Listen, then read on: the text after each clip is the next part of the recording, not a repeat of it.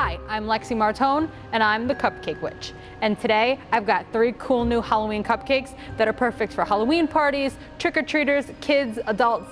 Anyone who loves Halloween will love these cupcakes. We've got Devil Meringue horns, Tombstones, and Drippy Batwing cupcakes. The first cupcake we're gonna start off with is our Drippy Batwings. I've got some vanilla cupcakes that I baked inside these silicone cauldrons. We're gonna need our buttercream and a piping gel. I've dyed both of these with some green and yellow food coloring. You can pick up piping gel at your craft store, or you can use a vanilla pudding and dye it green. To make our batwings, we're gonna use some black fondant and 2 circle cookie cutters. I'm gonna show you a trick so that way you don't even need a batwing shaped cookie cutter. You just need 2 circles. The first thing we're gonna do is roll out our fondant to make our batwings. I'm gonna put a little bit of cornstarch on the work table so that way the fondant doesn't stick. Now that we have our fondant rolled out to about 1/8 of an inch thick, we're gonna cut out a few circles. Each circle will make 2 batwings, so we have 4 cupcakes, we need 4 circles.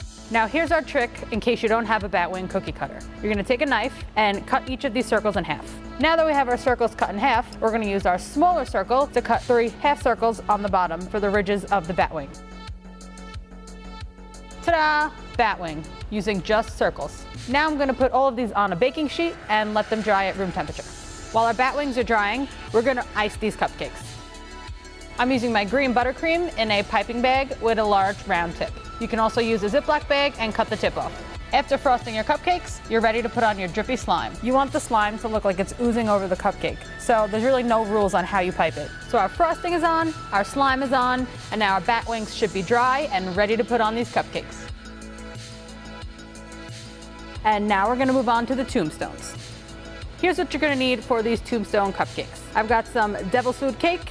We're gonna need frosting, so I've got black buttercream, and we're gonna dip that in some chocolate cookie crumbs. To make our tombstones, I'm using macarons, but you can use any cookie that you like and cut it into a tombstone shape. And I'm gonna show you how to paint them so they look super realistic.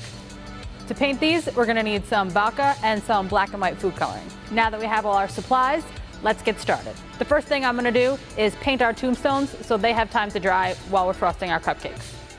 I'm using a stiff brush, and we're gonna use some black food coloring to create a smoky look around the edges. After I've done the black, I'm gonna use a little bit of white to add some highlight. I'm using a stippling effect to create some texture. After we have our texture created, I'm gonna use a smaller paintbrush to paint on the letters. Make sure you're using gel food coloring that you buy at the craft store for this. Don't use the liquid food coloring from the grocery store, because that won't work for this. Now that we have our letters painted on, I'm going to paint in some cracks. We're using the vodka to help thin out the colors so they're easier to paint with. All of this attention to detail is what makes these cupcakes really stand out. I finished painting these tombstones, and I'm going to set them aside to dry. So now it's time to frost our cupcakes. I'm using black buttercream in a piping bag and a large round piping tip. We're gonna dip these cupcakes into the chocolate cookie crumbs so it looks like dirt. Our cupcakes are frosted and they're ready for the macaron tombstones. Now we're just gonna place them on. Tombstones are finished, and now we're ready for our last cupcake, the Devil Horn Meringues. We're gonna be using devil's food cupcakes, chocolate fudge frosting, and finally, we're gonna need some meringue. So I whipped up a simple meringue recipe. This is the meringue kit. Now that our meringue is finished, we're going to prepare our piping bag. I'm gonna show you a trick to create some dimension in your devil's horns. I've got some red and black food coloring, and I'm gonna paint some stripes into my piping bag. Just load up your brush with some food coloring and draw lines straight up the bag. Now that our bag is finished, we're going to put the meringue into the bag. Next step is to frost these cupcakes. So I'm using my chocolate fudge frosting, and I'm going to pipe a swirl on top of each cupcake. Now that our frosting is on, we're gonna pipe on these devil horns. I'm gonna randomly pipe little Hershey Kiss dollops around the cupcakes.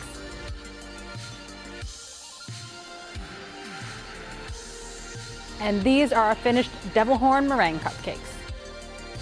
So here's our 3 finished cupcakes. We have our tombstones, batwings, and our devil spikes.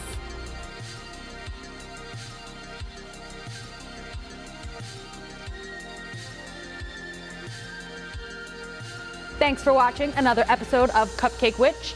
Make sure to comment below and leave some requests on what spooky treats you want to see next. like and subscribe to our channel, and make sure you make these for your next Halloween party.